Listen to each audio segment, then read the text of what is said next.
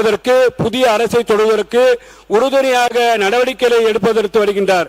சென்னை உயர்நீதிமன்றம், மதுரை கிளை நீதிமன்றம் பாராட்டி சமீபத்திலே மாண்புமிகு முதல்வர்களுக்கு பாராட்டு தந்தது. அது மட்டுமில்லாமல் கடந்த 5 ஆண்டு கால நடந்த முறையில் நிதி நிர்வாகம் முந்தைய ஆட்சியாளர்கள் குருவி தலையில் பணங்காய் வைத்தது போல மொத்தத்தில் 10 லட்சம் கோடி கடனை தமிழக அரசின் மீது, தமிழக மக்கள் மீது சுமத்திவிட்டு சென்று விட்டார்கள்.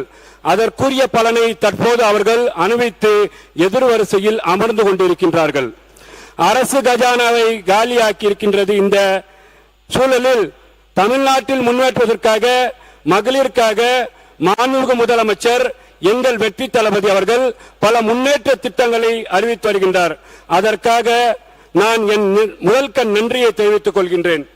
நிதிநிலை அறிக்கை, காவேரி வைகுண்டாறு நிதி இணைப்பு திட்டத்தை, வைகை கழிவுநீர் திட்டத்தை, வைகை நிதி சுற்றுலா திட்டத்தை, மதுரை புதிய அரசு சட்டக்கல்லூரி ஆகிய திட்டங்களை அறிவிப்பு செய்த மாண்புமிகு முதலமைச்சர் எங்கள் வெற்றி தளபதி அவர்களை மதுரை மாவட்ட மக்களின் சார்பாக மனமார்ந்த நன்றியை தெரிவித்துக் கொள்கின்றேன்.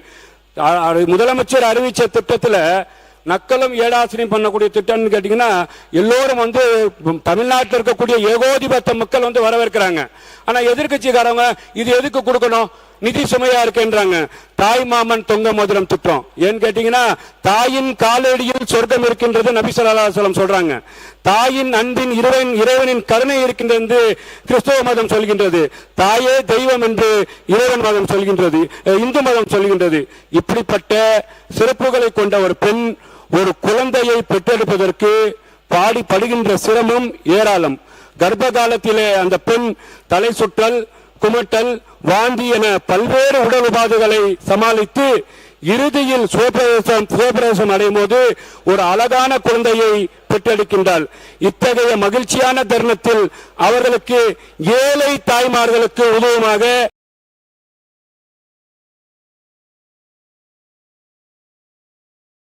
தமிழ்நாட்டோட முதலமைச்சர் மாண்புமிகும் அவர்கள் தன்னை உண்மையாகவே இஸ்லாமியர்களின் ஐவேல கடமையான ஹஜ்ஜுக்கு செல்வதற்கு, புனித ஹஜ் பயணத்துக்கு 35,000 மானியத்தை கொடுத்து அழகு பார்த்த ஒரு தலைவர் என்று சொன்னால் தமிழகத்தில் இருக்கக்கூடிய தமிழ்நாட்டோட முதலமைச்சர் வெற்றி தளபதியாக தான் இருக்கிறார் என்பதை நீங்கள் புரிந்து கொள்ள வேண்டும்.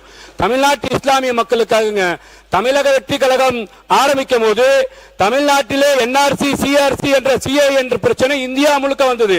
அன்னைக்கு தமிழ்நாட்டிலிருந்து தமிழக வெற்றி கழக தலைவர், எங்கள் தலைவர் வெற்றி தளபதி சிஏ என்ஆர்சி குரல் கொடுத்து இஸ்லாமிய மக்களின் பாதுகாப்பாக இருந்தால் என்பதை இந்த தருணத்தில் நான் சொல்ல கடமைப்பட்டிருக்கின்றேன். அது மட்டும் இல்லாமல் வக்ஃபுக்கு எதிரான ஒரு சட்டம் வந்தது. வக்ஃபுக்கு எதிரான சட்டம் வரும்போது கேரள அரசாங்கமே அந்த வக்ஃபுக்கு எதிராக அரசாங்கம் உச்சநீதிமன்றத்தில் வழக்கு தொடர்ந்தது. ஆனா இங்க தமிழ்நாடு அரசாங்கம் என்ன பண்ணுது, நம்ம இஸ்லாமிய மக்கள் பார்த்தாங்க. ஆனா இஸ்லாமிய மக்களுக்கு எதிரான சட்டம், இந்த சட்டத்தை யாராக இருந்தாலும் எதிர்க்க வேண்டும் என்று தமிழ்நாட்டு அரசியல் களத்திலே தமிழக வெற்றி கழக தலைவராக இருக்கும் போது இன்றைய முதலமைச்சர் வெற்றி தளபதி அவர்கள் சுப்ரீம் கோர்ட்ல வழக்கமாடும் சென்று இஸ்லாமிய மக்களை பாதுகாத்தார் என்பதுதான் இந்த நிராசன உண்மை என்று பார்க்கப்படுகின்றது. தொடர்ச்சியாகவே நான் என்னன்னு கேட்டீங்கன்னா, சர்சாரியா கமிஷன் இஸ்லாமியர்கள் வறுமை கோட்டு கீழே இருக்கிறாங்க, நீங்க பாத்தீங்கன்னா இஸ்லாமியருக்கு 5% உதவி கொடுக்கணும்னு சொல்லிக்கிறேன். எங்களோட கழகத்தின் பொதுச் செயலாளர் நான் கூப்பிடுவேன், பாசத்துக்குரிய நானா அவர்கள், நம்ம கண்டிப்பா அரசாங்கம் அமைஞ்சோன்னு கொடுப்போம் நானா. ஆனா இன்னைக்கு நடக்கக்கூடிய சட்டமன்ற தொகுதியில 234 தொகுதியில 5 விழுக்காடு 13 இஸ்லாமியர்களுக்கு வாக்கு பாத்தீங்கன்னா தேர்தலை இடம் கொடுத்த ஒரு தலைவர் யார் என்று கேட்டால் இன்றைய தமிழ்நாட்டோட முதலமைச்சர் எங்கள் வெற்றி தளபதி என்பதை இந்த இடத்துல நான் சொல்ல கடமைப்பட்டிருக்கிறேன்.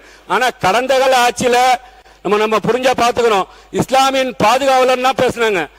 காயிதே மில்லத்தவர்கள் எங்கள்கிட்ட தான் கடைசியா இஸ்லாமியர்கள் கொடுத்துட்டு போனாங்கன்னு பேசினாங்க. ஆனா முஸ்லிம் தீவிரவாதி என்று 5 முறை பேசினவர்கள் இந்த திமுக காரர்கள் என்பதை இந்த இடத்தில் நான் சொல்ல கடமைப்பட்டிருக்கின்றேன். முஸ்லிம் தீவிரவாதின்னு பேசியிருக்கிறாங்க, முஸ்லிம் தீவிரவாதின்னு பேசியிருக்கிறாங்க.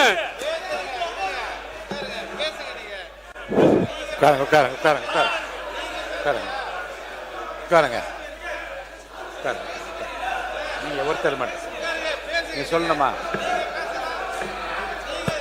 மாண்புமிகு நீங்க பேசுறீங்களா? மாண்புமிகு தொழிலாளர் அமைச்சர், மாண்புமிகு பேரவைத் தலைவர் அவர்களே, அமைச்சர் பேசுங்க. என்ன சொல்லுங்க, அனுப்புறேன். சட்டமன்ற உறுப்பினர் அவருடைய குற்றச்சாட்டை தெரிவிக்கிறார். அதை முழுமையாக கேட்டு அதற்கு பின் பதில் சொல்ல வேண்டும் என்பதை தாழ்மையுடன் கேட்டுக்கொள்கிறேன்.